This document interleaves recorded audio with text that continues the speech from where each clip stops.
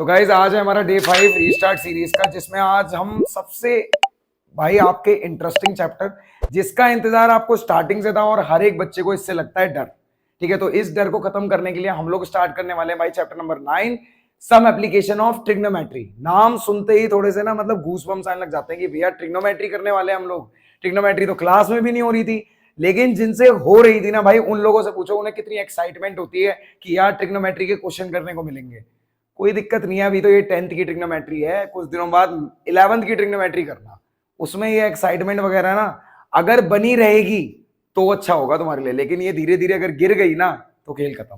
क्योंकि भाई 10th तक की ट्रिग्नोमेट्री बहुत बढ़िया है, बहुत ही ज्यादा बढ़िया है। ठीक है, और उससे बढ़िया है ये वाला चैप्टर जो है हमारा chapter number 9 some application of trigonometry. ठीक है, तो इससे स्टार्ट करने से पहले मैं तुम्हें बता दूं भाई हमारा आधे से ज्यादा सिलेबस रिवाइज हो चुका है। अभी भी हमारे पास कम से कम 3 से 4 दिन है, और मेहनत अगर हम करते रहेंगे तो आराम से 9 तारीख तक सब कुछ पैकअप करके सिर्फ 9 तारीख की रात को हमने सोना है और सुबह उठ के एक बार रिवाइज करने के बाद सेंटर पे जाना है। क्लियर? और सेंटर पे जाने के बाद जो 10:30 के बाद रफ्तार चलानी है ना, 1:30 बजे ही रुक के बाहर निकलना है और आग लगा देनी है पेपर में। ठीक है, स्टार्ट करते हैं। अब मैं आपको कुछ क्वेश्चंस कराऊंगा भाई यहाँ पे सम एप्लीकेशन ऑफ ट्रिग्नोमेट्री के, उसके बाद हम करेंगे ट्रिग्नोमेट्री। ठीक है, नॉर्मल ट्रिग्नोमेट्री। ठीक है, तो देखते हैं यहाँ पर सबसे पहले हमें दिया हुआ है क्वेश्चन नंबर 1, जिसमें असर्शन दिया है if the length of shadow of a vertical pole is equal to its height। ठीक है, यहां पर देखा जाए जो लेंथ है आपके shadow of vertical pole is equal to its height, then the angle of elevation of the sun is 45 degree. तो देखा जाए इस क्वेश्चन में बोला गया है जो हमारे शैडो एक वर्टिकल पोल है यहाँ पे, इसकी शैडो ये होगी। ठीक है, अगर ये पोल है तो इसकी शैडो यहाँ पे मिलेगी आपको। मैं इसको एच ले लेता हूं, इसको मैं ले लेता हूं भाई बी। ठीक है, उन्होंने बोला is equal to its height, तो इसकी जो शैडो है भाई इसकी हाइट्स के इक्वल है, मतलब h इक्वल टू किसके है, b के है। Then the angle of elevation of the sun is 45 degree, तो angle of elevation of sun जो होगा वो होगा 45 डिग्री। तो देखते हैं इनकी बातों में कितना सच है। वो कह रहे हैं ये 45 डिग्री है। एंगल ऑफ एलिवेशन पता है आपको, नीचे से ऊपर की तरफ देखना। ठीक है, तो 45 डिग्री बन रहा है, इसको नाम दे देते हैं एबीसी का। यहाँ पे एंगल बनेगा 90 डिग्री का। लगा के देखते हैं, 10 45 का रिलेशन लगाते हैं। ठीक है, ये हो गया आपका परपेंडिकुलर, ये हो गया आपका बेस। तो P अपॉन बी का रिलेशन आने वाला है 10 का, AB अपॉन BC क्या हो जाएगा, AB अपॉन BC। और 10 45 की वैल्यू कितनी होती है, 1 होती है। AB कितना है आपका H और BC कितना है आपका B, तो ये क्या हो जाएगा, मल्टीप्लाई हो जाएगा। B किसके इक्वल आ रहा है, H के आ गया। भाई बात तो बिल्कुल सही कह रहे हैं ये कि अगर हमारे वर्टिकल पोल की जो शेडो है वो उसकी हाइट के बराबर है तो पक्का 10 45 डिग्री का ये एंगल बनेगा, मतलब असर्शन बिल्कुल सही है। अब दूसरी चीज कह रहे हैं according to Pythagoras theorem A square equal to B square plus C square, जहां पर ए हाइपोटेनियस है। इसी को थोड़ा रब करके एक बार समझते हैं कि ये लोग क्या कह रहे हैं हमसे। ये कहना चाहते हैं कि पाइथागोरस थ्योरम के अकॉर्डिंग जो ए स्क्वायर है बी स्क्वायर है, वो ए स्क्वायर किसके इक्वल है, sum of B square plus C square के, जहां पर ए किसका काम कर रहा है, हाइपोटेनियस का काम कर रहा है, ये हाइपोटेनियस हो गई आपकी। बी किसका काम कर रहा है, परपेंडिकुलर का काम कर रहा है, ये परपेंडिकुलर हो गया आपका। और सी काम कर रहा है बेस का। तो इनका कहना है कि ये A square equal to B square plus C square होगा। बिल्कुल होगा भाई, कि इस जो आपकी बड़ी वाली साइड होती है जिसको हम हाइपोटेनियस बोलते हैं, इसका स्क्वायर किसके इक्वल आता है, परपेंडिकुलर और बेस स्क्वायर के इक्वल आता है। ठीक है, और ये लगती किसमें, ये हमेशा 90 डिग्री के एंगल में लगती है। क्लियर है? तो यहां पर भाई लेकिन इसका इससे लेना देना नहीं है। ठीक है, इसका इससे लेना देना नहीं है, क्योंकि भाई यहां पर बात तो 45 डिग्री बेस और हाइट की हुई थी कि वो बराबर है। ठीक है, तो मैं ये कहूंगा असर्शन ट्रू है, रीजन भी ट्रू है, लेकिन इसका आंसर बी है। अब चलते हैं भाई अपने क्वेश्चन नंबर 2। यहां पर भी आपको एक असर्शन और एक रीजन दिया हुआ है, इसको ध्यान से पढ़ते हैं पहले। Area of triangle AED drawn in the figure is 6√3। ठीक है, तो यहां पर देखा जाए, यहां पर एक पॉइंट का है भाई, ये ई है। ठीक है, यहां पर जो ट्राइंगल एईडी है उसे हमने ड्रॉ किया, हमें उसका एरिया पता करना है। वो कह रहे हैं कि फिगर में इसका एरिया 6√3 है। क्या कह रहे हैं, फिगर में इसका एरिया कितना है, 6√3। यहां पर आपको 60 डिग्री भी दिया हुआ है साथ में। क्लियर, सारी चीजें आपको मिली हुई हैं। अब मैं सबसे पहले क्या करूंगा, मैं इस ट्रायंगल में पाइथागोरस थ्योरम वो लगाने वाला हूं, ट्रिग्नोमेट्री। ठीक है, इसमें अगर हम ट्रिग्नोमेट्री लगाएंगे तो मेरे को इसका बेस मिल जाएगा। और ये किस तरीके का एंगल है भाई, अगर चारों साइड बराबर है, ये स्क्वायर हो गया, मतलब यहाँ पे 90 डिग्री है। ठीक है, अगर ये 90 डिग्री है तो यहाँ पे ट्रिग्नोमेट्री लगेगी। मैं लगा रहा हूं इन ट्रायंगल AED। ठीक है, इसमें लगाएंगे तो हमें निकालना क्या है, हमें बेस निकालना है। ये एंगल है तो ये परपेंडिकुलर, ये बेस। यहाँ पर 1060 का रिलेशन बन रहा है। 1060 मतलब AD अपॉन में AE, मैं AE निकालने की कोशिश कर रहा हूं। ठीक है, 1060 कितना है भाई, √3 है। AD कितना आ जाएगा, AD हमारे पास 6 है और AE मुझे निकालना है, इसके नीचे 1। ये आ गया AE √3 इक्वल टू 6। AE कितना आ गया, 6√3। रेशनलाइज करेंगे √3 अपॉन √3, 6√3 अपॉन में 3, ये आ गया भाई 2√3। तो आपको ए ही मिल गया। ए कितना मिल गया? 2√3 मिल गया। अब इसमें लगा के देखते हैं कि क्या इसका एरिया 6√3 सेंटीमीटर स्क्वायर आ रहा है कि नहीं आ रहा। ठीक है, यहां कर लेते हैं area of triangle 1/2 base into height. भाई ये राइट एंगल ट्राइंगल है, इसी में 1/2 बेस इंटू हाइट लगा रहा हूं। अब बेस देखा जाए कितना निकाल लिया हमने इसका बेस निकाल लिया 2√3। हाइट कितनी है? 6 है। ठीक है, इससे इसको काट देंगे भाई, ये कट गया। या फिर आप चाहें तो इससे इसको भी काट सकते हैं, ये कितना हो जाएगा? 6√3। तो बात तो इनकी बिल्कुल सही है कि एडी का जो एरिया है वो 6√3 आ रहा है, तो असर्शन इज ट्रू। अब नेक्स्ट चीज, area of right angle triangle is half of the product of perpendicular. ठीक है, वो अपने परपेंडिकुलर्स के प्रोडक्ट का हाफ होता है। भाई बिल्कुल होता है, एक परपेंडिकुलर ये मिल रहा है और इधर से देखूं तो एक परपेंडिकुलर ये मिल रहा है, और आप area of right angle triangle लगाते क्या? 1/2 बेस इंटू हाइट। तो इनके प्रोडक्ट का हाफ ही तो होता है ये, तो ये बात भी बिल्कुल सही है। तो रीजन भी आपका क्या हो गया? ट्रू हो गया। तो इसका आंसर हो गया भाई both assertion and reason are true and R is the correct explanation of A. Clear? अब इन दोनों क्वेश्चन से आगे बढ़ते हैं। ये थे असर्शन रीजनिंग, अब हम करेंगे बड़े बड़े क्वेश्चन इसके। ठीक है, इसका स्क्रीनशॉट ले लो एक बार। तो भाई हम लोग चलते हैं अपने क्वेश्चन नंबर 2 और क्वेश्चन नंबर 3 और क्वेश्चन नंबर 4 की तरफ। और बहुत ही बढ़िया बढ़िया क्वेश्चन है। एक तरफ एक ऐसा क्वेश्चन है जो तुमने करा ही नहीं होगा शायद। ठीक है, ज्यादातर मतलब 80% यही कहेंगे ये तो हमने देखा ही नहीं है। ये वाला क्वेश्चन आपने काफी बार कर रखा है, बट एक बार मैं आपको रिमाइंड करा दूं कि ये क्वेश्चन होता कैसे है। पहले इसी को देखते हैं। The angle of elevation of an aeroplane from a point A on the ground is 60 degree. ठीक है, अब देखा जाए इसकी पहले फिगर बना लेते हैं। पेपर में आपने फिगर जरूर बनानी है भाई, उसके मार्क्स तो आपको अलग से मिलेंगे लेबलिंग वगैरह करने के। ठीक है, angle of elevation of an aeroplane, एक पॉइंट ए है यहाँ पे। ठीक है, इसका एंगल ऑफ एलिवेशन है प्लेन का, वो कितना? ग्राउंड से 60 डिग्री। मतलब ये कुछ 60 डिग्री बनाया हुआ है इन्होंने। ये हो गया एंगल ऑफ एलिवेशन कितना? 60 डिग्री। उसके बाद after a flight of 30 second the angle of elevation changes to 30 degree. फिर ये उड़ के थोड़ा सा आगे चला गया। ठीक है, कितना टाइम, मतलब इसे यहां तक पहुंचने में कितना टाइम लग गया? 30 सेकंड लग गए पूरे। ठीक है, और एंगल चेंज हो गया, कितना हो गया? 30 डिग्री हो गया।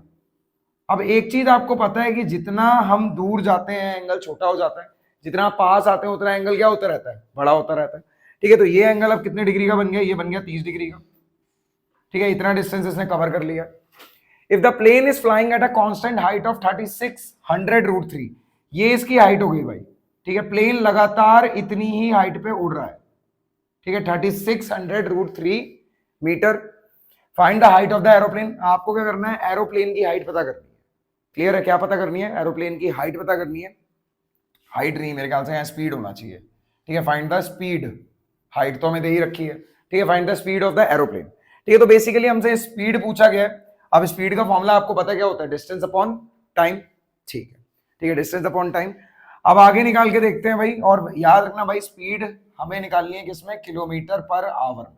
ठीक है, वरना आप मीटर पर सेकंड में भी छोड़ दोगे तो कोई दिक्कत नहीं है। ठीक है, लेकिन हम मोस्टली लेके जाएंगे इसे किलोमीटर पर आवर में।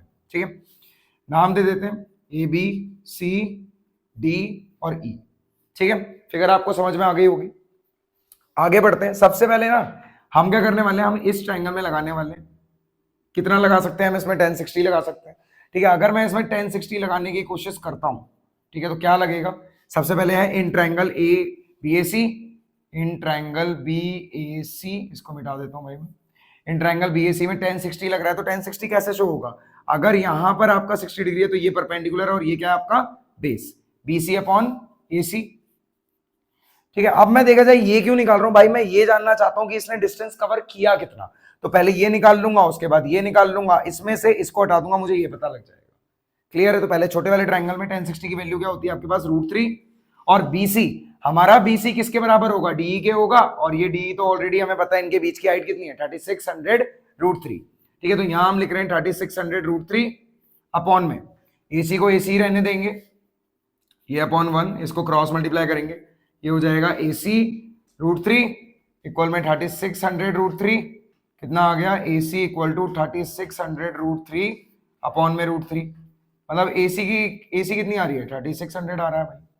इतना क्लियर हो गया आपको? ओके, अब हम देखते हैं भाई इस बड़े वाले ट्रायंगल में लगा के इन ट्रायंगल DAE, मैं यहां पे कर देता हूं इन ट्रायंगल DAE, इसमें लगा के देखते हैं। इसमें लगेगा भाई 1030 आपके लिए, 1030, और हमारे पास इसका परपेंडिकुलर क्या है? DE अपॉन ए, DE अपॉन ए। 1030 की वैल्यू क्या होती है? 1/√3। DE कितना है आपका? ये भी BC के बराबर है, 3600√3 अपॉन में ए आपका, ए इधर चला जाएगा, ए और ये कितना आ जाएगा 3600√3 इंटू √3, तो बेसिकली 3600 मल्टीप्लाई में 3, ये आ गया 10,800, कितना आएगा, ये आएगा, ठीक है 10,800। अब देखा जाए मुझे ये भी पता लग गया कि मेरा ए कितना है, ये है 10,800, मुझे ये भी पता लग गया मेरा ए सी कितना है, ये है 3600। अब मैं इसमें से क्या करूंगा, अगर मैं ए में से ए सी हटा दूं तो मेरे को सी मिल जाएगा, और इतना ही तो उसने डिस्टेंस कवर किया, ठीक है, इतना ही तो उसने डिस्टेंस कवर किया, कितना करा है 30 सेकंड में इतना डिस्टेंस कवर करके गया है, तो मेरे को पूरा पता है, मैं आधा हटा रहा हूं, ठीक है, तो मैं निकालने की कोशिश कर रहा हूं सी कैसे आएगा, 10,800 में से 3600 माइनस कर रहा हूं, 10,800 में से 3600 माइनस कर रहा हूं, ठीक है, 10,800 में से अगर मैं ये हटा दूं कितना बचेगा मेरे पास, 0027, 7200, ठीक है, तो मैंने निकाल लिया कि 7200 आ गया इसका डिस्टेंस, 7200 मीटर, कितना आ गया 7200 मीटर। अब उन्होंने स्पीड की बात करी है, ठीक है, तो स्पीड निकाल लेते हैं, स्पीड का फॉर्मूला आप लोगों को पता है, ठीक है, इसको मैं मिटा दे रहा हूं, यहाँ पे फिगर को इधर मिटा देते हैं। स्पीड का फॉर्मूला क्या होता है भाई, स्पीड का फॉर्मूला होता है डिस्टेंस अपॉन में टाइम, ठीक है, क्या होता है, speed equal to distance upon में टाइम।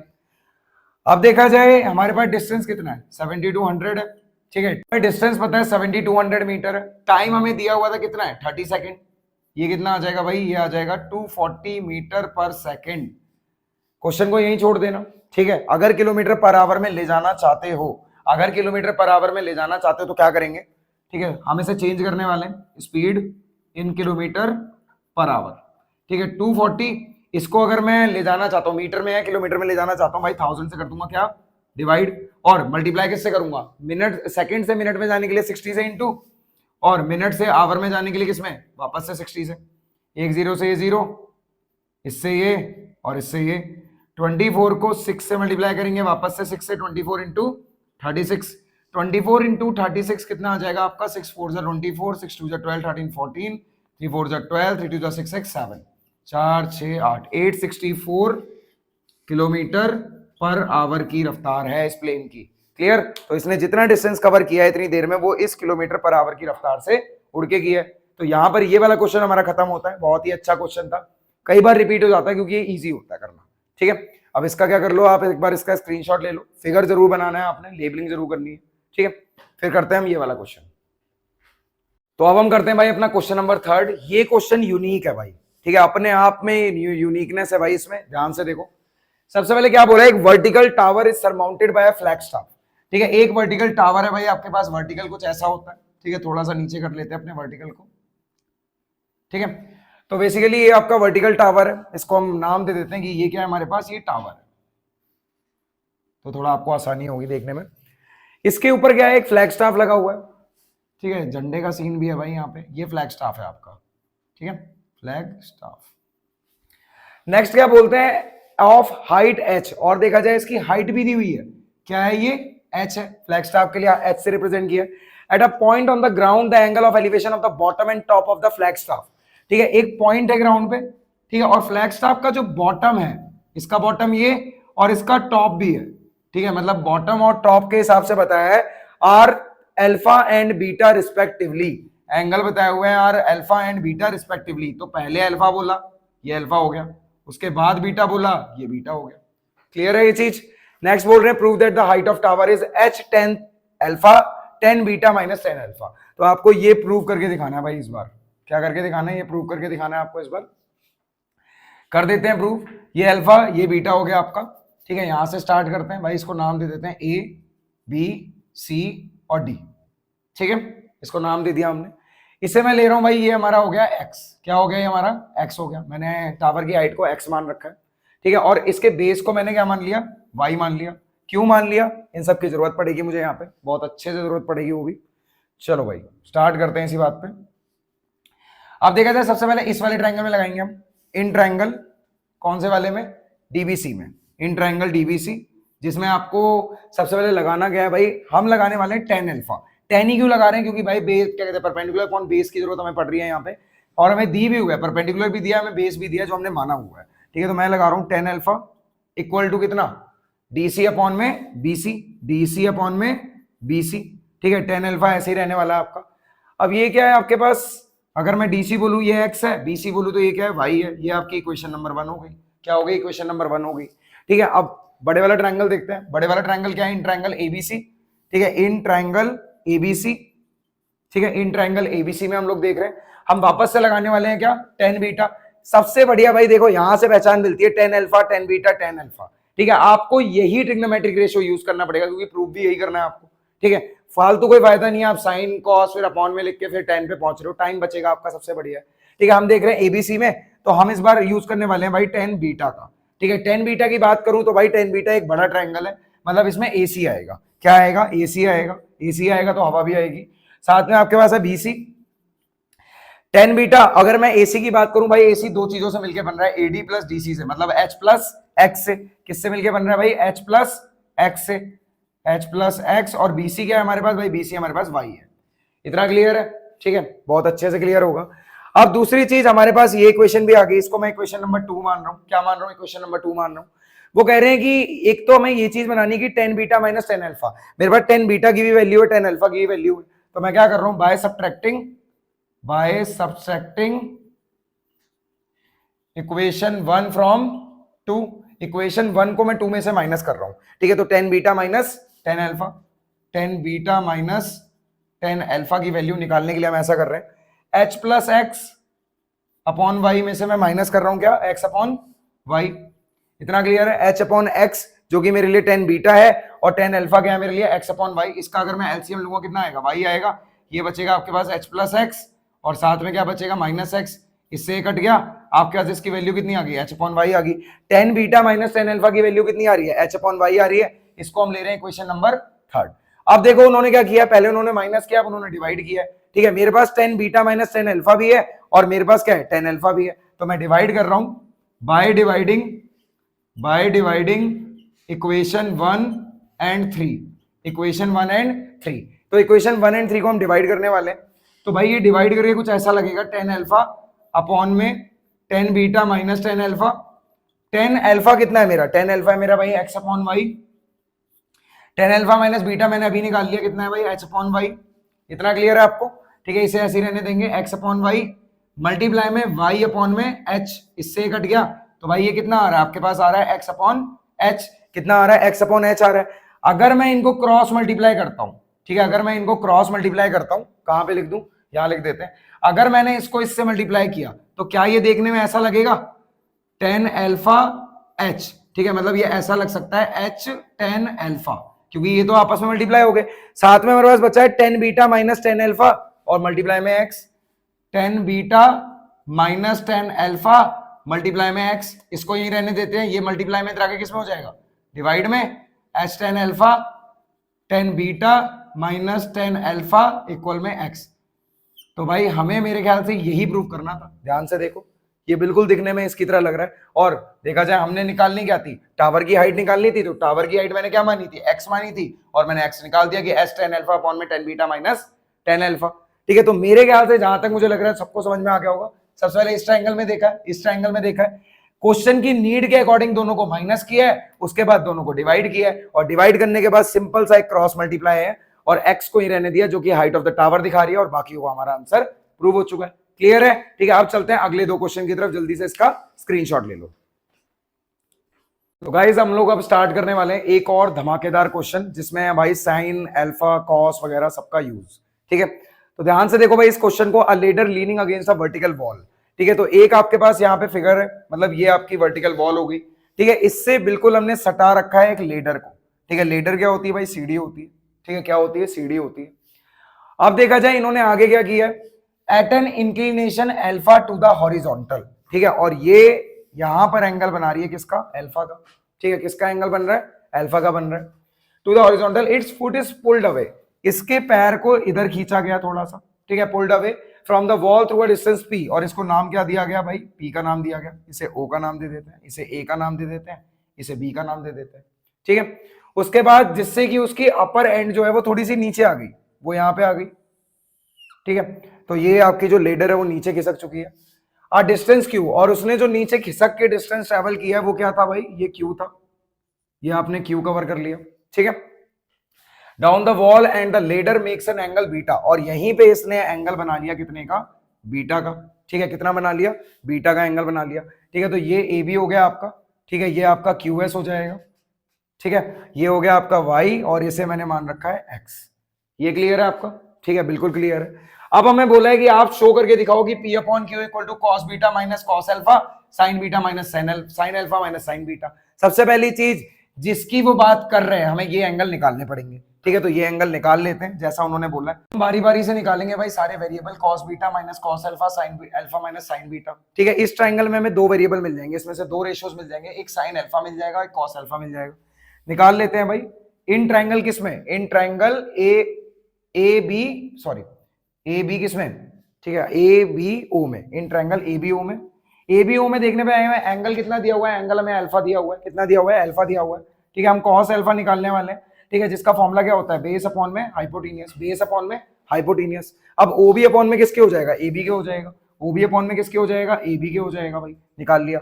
ठीक है, अब ये इससे मल्टीप्लाई हो जाएगा, ये इधर आ जाएगा। ठीक है, ये हो जाएगा भाई cos alpha A B equal to O B. ये आपकी फर्स्ट इक्वेशन हो गई। क्लियर हो गई ये चीज? ठीक है, उसके बाद हम निकालेंगे यहां से हमें साइन अल्फा भी मिल सकता है। ठीक है, जितने काम हो रहे हैं अभी सारे निपटा देते हैं अल्फा वाले। ठीक है, तो साइन की आपको, साइन का रेशियो आपको पता है क्या फॉर्मूला होता है भाई? पी अपॉन में एच। क्या होता है? पी अपॉन में एच। ठीक है, ये आपके लिए पी है और ये आपके लिए एच है, मतलब ओ ए अपॉन में ए बी। क्या होगा? ओ ए अपॉन में, ठीक है, ए बी परपेंडिकुलर अपॉन में हाइपोटेनियस। ओ ए अपॉन में क्या आ गया? ए बी आ गया आपके पास। ठीक है, इसको भी कर लेते हैं क्रॉस मल्टीप्लाई भाई। ये कितना आ जाएगा? Sine alpha A B equal to O A. ठीक है, ये आपकी इक्वेशन नंबर 2 हो गई। इतना क्लियर हो गया? बहुत अच्छे से क्लियर हो गया। ठीक है, अब दूसरे रेशियोज निकालने की कोशिश करते हैं। अब बीटा वाले की तरफ जा रहे हैं तो बीटा वाले निकालेंगे। सबसे पहले निकाल लेते हैं भाई कॉस बीटा। ठीक है, कॉस का फॉर्मूला पता है, बेस अपॉन में हाइपोटेनस, लेकिन इस बार बेस इसका होगा। ठीक है, क्योंकि अब हम इस ट्रायंगल में आ चुके हैं। तो बेस की बात करें, ये है ओ एस अपॉन में किसके? एस क्यू के। क्या है? ओ एस अपॉन में किसके? एस क्यू के। ये इससे मल्टीप्लाई हो जाएगा, ये हो जाएगा भाई कॉस बीटा मल्टीप्लाई में S Q equal to O S. अब देखा जाए, अगर मैंने ये सीडी लगाई है, अब सीडी थोड़ी सी उधर हो गई है, तो इससे क्या सीडी की हाइट कम हो जाएगी? रहेगी तो उतनी लेंथ उतनी रहनी है। तो मैं ये कह सकता हूं कि ए बी किसके बराबर है? एस क्यू के बराबर। किसके बराबर है? एस क्यू के बराबर है। ठीक है, तो मैं एस क्यू की जगह यूज करने वाला हूं किसका? ए बी का। तो ये हो गया ओ एस, और यहाँ पे मैं नोट डाल रहा हूं एस क्यू किसके बराबर है? ए बी के बराबर है। ठीक है, तो cos beta A B equal to O S मुझे मिल गया। ये मेरी इक्वेशन नंबर क्या हो गई? 3 हो गई। अब इसमें और बीटा निकाल लेते हैं, मुझे साइन बीटा की भी जरूरत है। ठीक है, तो साइन बीटा की तरफ बढ़ते हुए हम फॉर्मूला किसका लगाएंगे? परपेंडिकुलर अपॉन हाइपोटेनियस का। इसका परपेंडिकुलर क्या है? ओ क्यू है। क्या है इसका परपेंडिकुलर? ओ क्यू है। और इसका हाइपोटेनियस क्या है? एस क्यू है। क्या है? एस क्यू है। वापस से वही sine beta S Q equal to O Q. ये आपके पास क्या आ जाएगा? ये आपकी इक्वेशन नंबर 4 बनने वाली है। इससे पहले हम वही चेंजेस यहां भी करेंगे जो इधर कर रहे थे। इसे लिख देंगे भाई sine beta A B equal to O Q. Reason क्या है भाई? एस क्यू किसके बराबर है? ए बी के बराबर है।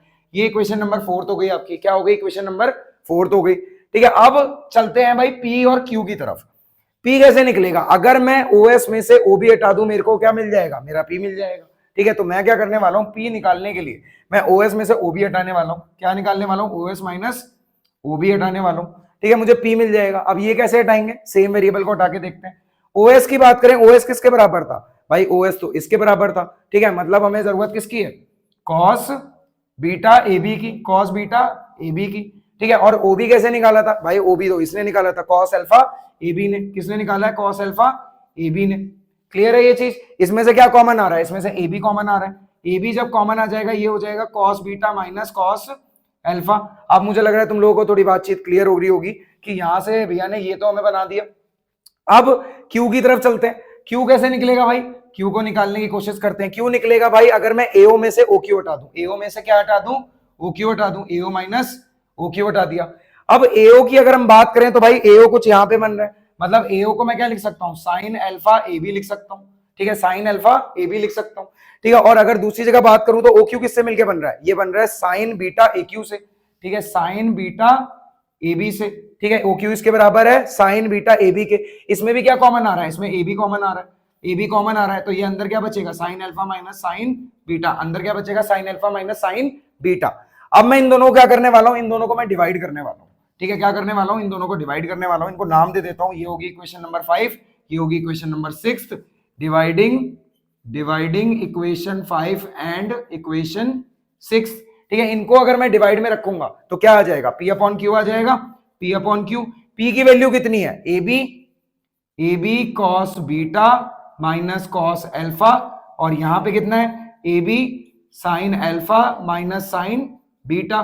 ठीक है, तो ए बी में से ए बी कट गया, और जहां तक मुझे लग रहा है अब हमारा क्वेश्चन भी सॉल्व हो गया। माइनस कॉस अल्फा अपॉन में sign alpha minus sine beta. ठीक है, इसे देख लेना अगर आपको ना दिख रहा हो तो, यही सेम चीज मैंने नीचे उतारी हुई है। तो ये पहला पार्ट तो भाई हमारा बिल्कुल सही से सॉल्व हो गया। अब वो ये कह रहे हैं कि चेक करो कि क्या अल्फा बीटा के बराबर है। भाई अल्फा बीटा के बराबर नहीं होगा, क्योंकि होगा क्या भाई, आप जितना दूर जाते हो ना आपका एंगल क्या हो जाता है, उतना छोटा हो जाता है। ठीक है, और जितना आप पास आते हो उसका आपका एंगल क्या हो जाता है, बड़ा हो जाता है। तो भाई इसका आंसर हो जाएगा नो, नहीं ये तो बराबर नहीं होने का। ठीक है, और भाई हमारी बातचीत एकदम बराबर है और ये क्वेश्चन हो चुका है। एक बार स्क्रीनशॉट ले लो, उसके बाद चलते हैं अगले क्वेश्चन की तरफ। अब हमारे पास है भाई हमारा क्वेश्चन नंबर 5। क्वेश्चन नंबर 6 तो हम लोगों ने खत्म कर दिया, वो था भी भाई थोड़ा ढंग का क्वेश्चन। ठीक है, क्वेश्चन तो ये भी ढंग का है, देख लेते हैं एक बार इसको भी। क्या दिया हुआ है, in the given figure below P Q U is a right angle. P Q U is a right angle, मतलब ये कितने डिग्री है आपका, 90 डिग्री है। ठीक है, अगर ये 90 ये 30 तो ये कितना, ये 60 डिग्री हो गया आपका एंगल सम प्रॉपर्टी से। इन्होंने हमें गिवन क्या दे रखा है कि एस टी किसके पैरेलल है, आर क्यू के पैरेलल है। एस टी पैरेलल है किसके, आर क्यू के पैरेलल है। आगे देखा जाए एंड एस टी किसके इक्वल है, आर यू के इक्वल है। एस टी किसके इक्वल है, आर यू के इक्वल भी है, बिल्कुल सही। Calculate the length of S R, आपको इस एस आर की लेंथ निकालनी है। क्या करना है आपको, एस आर की लेंथ निकाल के दिखानी है। चलो ट्राई करते हैं, निकालने की कोशिश करते हैं। सबसे पहली चीज कि आपको ये 30 डिग्री दे रखा है, हम निकालना स्टार्ट करेंगे। सबसे पहले यू क्यू की लेंथ निकाल लेते हैं। किसकी निकाल लेते हैं, यू क्यू की लेंथ निकाल लेते हैं। तो कहां से स्टार्ट करेंगे, हमें हाइपोटेनियस मिला हुआ है, हम यू की निकाल लेंगे। अब ये अगर परपेंडिकुलर है, ये हाइपोटेनियस, तो रिलेशन किसका, रिलेशन साइन 30 का in triangle P Q U. ठीक है, पी क्यू यू में देखेंगे साइन 30 लगाएंगे भाई। साइन 30 की अगर मैं बात करूं तो साइन 30 लगाने पे हमें यहाँ पे क्या मिल जाएगा, साइन 30 लगाने पे हमें मिलेगा यहाँ पे you Q perpendicular upon hypotenuse, you Q upon में क्या, पी आर। अब देखा जाए साइन 30 की वैल्यू क्या होती है, 1/2। यू क्यू हमें निकालना है, और ये हमें कितना मिल गया, 4 मिल गया। क्रॉस मल्टीप्लाई कर देंगे, कितना आ जाएगा, 4 equal to U Q multiply में 2। 4 को 2 से डिवाइड करेंगे, यू क्यू की वैल्यू कितनी आ गई, 2 आ गई। ये आ गया आपका यू क्यू। क्लियर, ये आपने निकाल लिया भाई 2 सेंटीमीटर। अब बात करें, अब हमें किसकी जरूरत है भाई, हमें पहुंचना कहां पे, बेसिकली हमें आर क्यू चाहिए। ठीक है, अब हमें पीएस तो हमें बाद में पता चलेगा, लेकिन पहले आर क्यू निकालने की कोशिश करते हैं। आर क्यू निकालने से पहले क्या पता होना चाहिए, आर यू पता होना चाहिए। क्या पता होना चाहिए भाई, आर यू पता होना चाहिए। इसके लिए क्या करेंगे, सबसे पहले हम निकालने वाले हैं क्या, आर यू।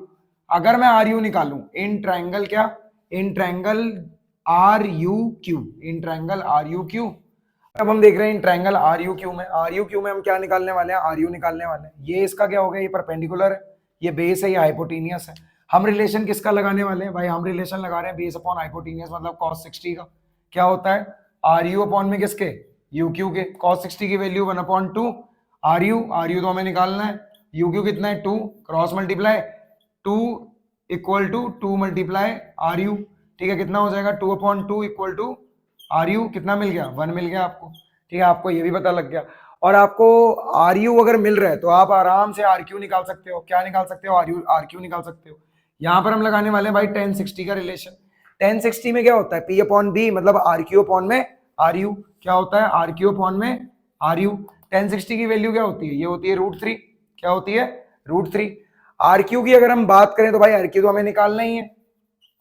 आर यू कितना है, 1 है, तो ये हो गया भाई आर क्यू की वैल्यू आपकी आ गई कितनी, √3।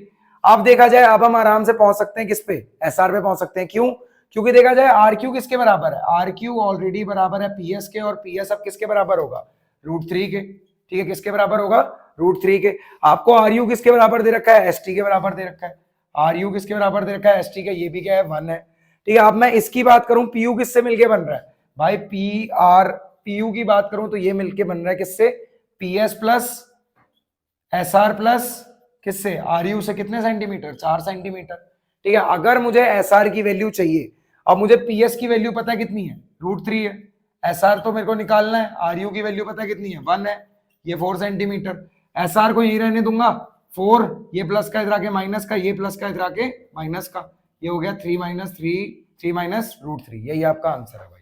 क्लियर, अब चलते हैं अगले दो क्वेश्चन, क्वेश्चन नंबर 8 और क्वेश्चन नंबर 7 और क्वेश्चन नंबर 8 की तरफ एक बार इसका स्क्रीनशॉट ले लो। तो गाइज स्टार्ट करते हैं हम अपने क्वेश्चन नंबर 7 और क्वेश्चन नंबर 8 को। दोनों हमारे पास क्या है, दोनों हमारे लिए छोटे छोटे से एमसीक्यू हैं, बहुत जल्दी हो जाएंगे। ध्यान से देखो, seaweed is found under 80 metre deep. ठीक है, 80 मीटर डीप हमें सीवेड देखने को मिलते हैं। ये हमारे सीवेड है, ठीक है, ये जो जंगली पौधे होते हैं, और ये 80 मीटर डीप आपको दिखाई देते हैं। ठीक है, to reach it our diver makes 45 degree angle. ठीक है, तो यहां तक पहुंचने के लिए उसने एक 45 डिग्री का एंगल बनाया। ये आपकी बोट है, यहां 45 डिग्री का एंगल बन रहा है। From a boat what is the distance travel by the diver to reach the sea floor. ठीक है, तो ये सी वीड है, तो ये आपकी सी फ्लोर होगी। ठीक है, यहां तक का आपका डिस्टेंस है, यहां कवर करेगा वो। तो देखा जाए इसने क्या बोला हुआ है, what is the distance travel by diver to reach the sea floor. ये आपकी सी फ्लोर है। ठीक है, ये सी फ्लोर है, ये सी वीड है।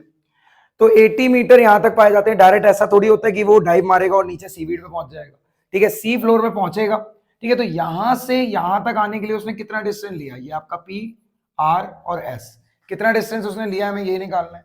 हम निकालेंगे भाई पी आर को। ठीक है, ये निकालेंगे कि जब इसने डाइव मारी है तो यहां से इसको सी फ्लोर तक पहुंचने के लिए कितना डिस्टेंस कवर करना पड़ा। ठीक है, तो बेसिकली हमें पी आर निकालना है, और एंगल कितने डिग्री का है, 45 का है।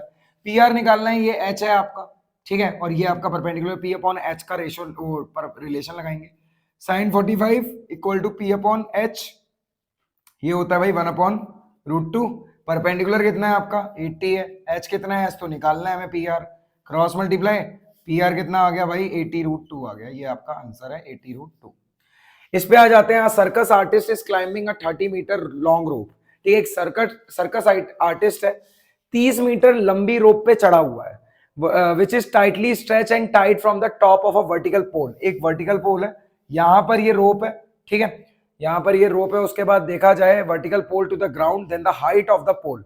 ठीक है, आपसे इसकी हाइट पूछी जा रही है, इसकी हाइट पूछी जा रही है आपसे। If the angle made by rope with the ground level is 30 degree. ठीक है, कितने डिग्री, 30 डिग्री का एंगल बन रहा है यहां से, और इस रोप पे वो चढ़ा हुआ है, और ये रोप की लंबाई कितनी है भाई, 30 मीटर लंबाई है इसकी, 30 मीटर। ठीक है, आपको क्या बोला हुआ है, ग्राउंड लेवल से 30 डिग्री का एंगल। आप मेरे को इस दीवार की हाइट बताओ, तो इसे ए बी सी ले लेते हैं। अब अगर हमें निकालना है ए बी, हमें निकालना है, तो हम किसका रिलेशन लगा सकते हैं भाई, सबसे पहले ये परपेंडिकुलर, ये आपका हाइपोटेनियस, तो हम लगाएंगे साइन 30। क्या लगाएंगे, साइन 30 पी अपॉन में एच, साइन 30 की वैल्यू 1/2। परपेंडिकुलर कितना है आपका, परपेंडिकुलर आपका एच है, परपेंडिकुलर आपका एच है, और हाइपोटेनियस कितना है 30 है। Cross multiply 30 divided by 2 equal to h, ये आ गया भाई 15 मीटर। क्या आ गया भाई 15 मीटर। तो ये आपका सी ऑप्शन बिल्कुल सही है। क्लियर है ये चीज। अब चलते हैं भाई लास्ट के दो क्वेश्चन, क्वेश्चन नंबर 9 और क्वेश्चन नंबर 10 की तरफ, और ये चैप्टर आपका खत्म। क्लियर। तो गाइस स्टार्ट करते हैं हम अपने लास्ट के दो क्वेश्चन, जिसमें एक क्वेश्चन मैंने बहुत इजी डाला हुआ है, लेकिन ये मैंने डाला क्यों है, क्योंकि भाई इस वैरायटी का क्वेश्चन आपको एमसीक्यू में मिलेगा। ठीक है, कि आपको ये दिया होगा, सारी साइड्स आपको गिवन होंगी, जो उनकी जरूरत के हिसाब से उन्हें देनी चाहिए, आपसे वो एंगल पूछेंगे कि थीटा कितने डिग्री का बन रहा है। ठीक है, तो बना के देखते हैं भाई थीटा कितने डिग्री का बन रहा है। Find the angle of depression बोला गया फ्रॉम ए से, हमें ये वाला एंगल पता करना है। कैसे पता करेंगे भाई, सबसे पहली चीज, अगर ये एंगल यहां बन रहा है तो इधर भी बन रहा होगा। ठीक है, क्योंकि ये दोनों लाइन तो आपस में पैरेलल होती है, और ये हो गया अल्टरनेट एंगल आपके। ठीक है, तो हम यहां पे अगर देखें इन ट्रायंगल एबीसी में क्या मिलेगा हमें, P अपॉन बी का रिलेशन लग रहा है। यहां से एंगल बनेगा तो P अपॉन बी, मतलब ये 10 हो रहा है, 10 थीटा। क्या होगा, ए बी अपॉन में किसके, BC के।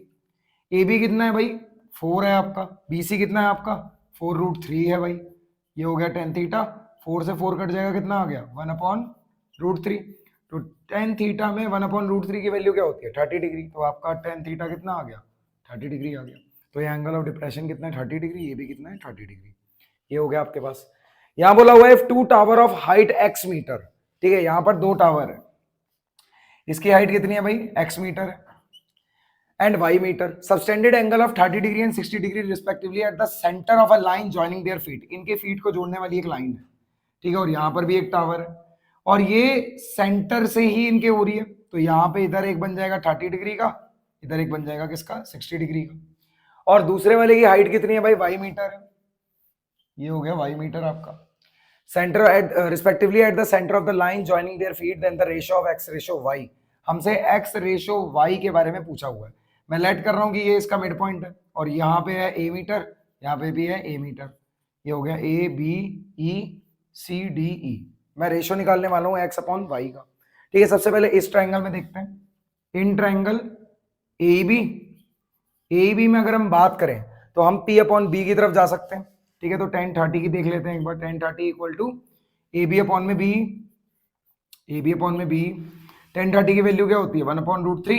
ए बी कितना है आपका, ए बी आपका x मीटर, ठीक है। तो x और b कितना है आपका, a है, क्रॉस मल्टीप्लाई कर लेंगे हम। क्रॉस मल्टीप्लाई करने के बाद आपको a की वैल्यू मिल गई x√3, कितनी मिल गई, x√3 मिल गई आपको। नेक्स्ट देख लेते हैं इधर, in triangle C E D, in triangle C E D, C E D की अगर हम बात करें यहाँ पर क्या लग रहा है 1060 लग रहा है, 1060 लग रहा है यहाँ पर, ठीक है। तो ये हो जाएगा y अपॉन में कितना a, y अपॉन में a क्यों, क्योंकि परपेंडिकुलर अपॉन में बेस। 1060 की वैल्यू क्या होती है, 1060 की वैल्यू होती है √3, y ऐसे ही रहेगा, a ये डिवाइड में इधर जाके इसमें हो जाएगा मल्टीप्लाई में, तो ये a√3 आ गई y की वैल्यू। आपने x y दोनों की वैल्यू निकाल ली, ठीक है। क्या निकाल लिया, x y की दोनों की वैल्यू निकाल ली। यहाँ से x की वैल्यू निकल आएगी a√3 = x, तो x और y की अब आपको दोनों की वैल्यू पता है। हमें इसका रेशो निकालना है, ठीक है। तो x रेशो y निकालना है। अब इसकी रेशो को मैं किस में लिख सकता हूँ, यहाँ से हटा के इधर लिख लेते हैं, ठीक है। इसको मैं लिख सकता हूँ फ्रैक्शन में, किस में लिख सकता हूँ, फ्रैक्शन में लिख सकता हूँ, ठीक है। तो x रेशो y निकालना है, x की वैल्यू कितनी है a√3 है। उसके बाद इसको मैं डिवाइड करने वाला हूँ किससे, a√3 से, इसके नीचे कुछ नहीं है 1 आ जाएगा, बिल्कुल आ जाएगा। a√3 इसको रेसिप्रोकल कर देंगे 1 अपॉन में a√3, ये मल्टीप्लाई हो जाएंगे a अपॉन में 3a, a से a कट जाएगा, कितना आ गया 1:3। तो देखा जाए इन दोनों टावर के बीच में जो x मीटर और y मीटर है ये कितना होगा 1:3। यहाँ पर आपका चैप्टर खत्म होता है, ठीक है। अब मैं आपको डिस्क्रिप्शन में एक केस स्टडी दूंगा इसकी, वो केस स्टडी आपने सॉल्व करनी है, 3-4 क्वेश्चन होंगे ढंग के, लेकिन इस चैप्टर से इतने ही वैरायटी के ज्यादा से ज्यादा क्वेश्चन आपके बन सकते हैं, ठीक है। अब हम चलते हैं भाई अपने चैप्टर नंबर 8 पे, ट्रिग्नोमेट्री पे, ठीक है। और साथ में करते रहो भाई आराम से, ठीक है। अब कुछ दिन का और गैप है, उसके बाद तो भाई मजे ही मजे हैं, उसके बाद कोई टेंशन नहीं है, ठीक है। मिलते हैं अगली वीडियो में।